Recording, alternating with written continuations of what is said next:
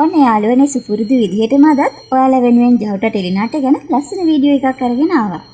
ජහුට ටෙලිනාට්‍ය කියනකොටම මට නම් මතක් වෙන්නේ සපුමල්ව. ඒකට හේතුව තමයි මේ කතාව ඇතුලේ සතුට පිරීලා තියෙන සපුමල් නිසා. අන්න ඒ නිසා මම සපුමල්ට ගොඩක් කැමතියි. ඒ වගේම ඉදිරි සම්මාන උළෙලවල් වලදී සපුමල්ව සම්මානයෙන් පිදුම් ලබනවා දකින්න මම ගොඩක් ආසාවෙන් ඉන්නේ. ඉතින් ඔයත් මේ කතාවේ ආදරය කරන චරිතයක් ඇති. ඒ කවුද කියලා පහලින් කමෙන්ට් කරන්නකෝ. දැන් ජහුට ටෙලිනාට්‍ය මේ වෙනකොට සමාධි ගොඩක්ම අසරණ වෙලා ඉන්නේ. ඒත් සමාධිට අඩුම තරමේ එයාගේ අම්මයි තාත්තයි ළඟටවත් යන්න පුළුවන් කමක් නැහැ. විශ්ව සමාධිට එයාගේ අම්මයි තාත්තයි පවා අහිමි කරලා ඉවරයි. ඒ බව දන්න නිසා තමයි සමන්ති කියන්නේ මැඩම් අපේ ගෙදර යමු. මමත් එන්නම් මැඩම් කියලා. ඒත් මේකට සමාධි කැමති වෙන්නේ නැහැ.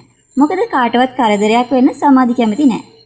ඉතින් මට හිතෙනවා කතාව ඉදිරියේදී යන්න තැනක් නැතුව විශ්වයේ ගෙදරින් එළියට බහලා කල්පනා කර කර යන සමාධිගේ ඉදිරියට හංසයා ඇවිල්ලා මිස් යමු මගෙත් එක්ක කියලා සමාධිට කතා කරයි කියලා.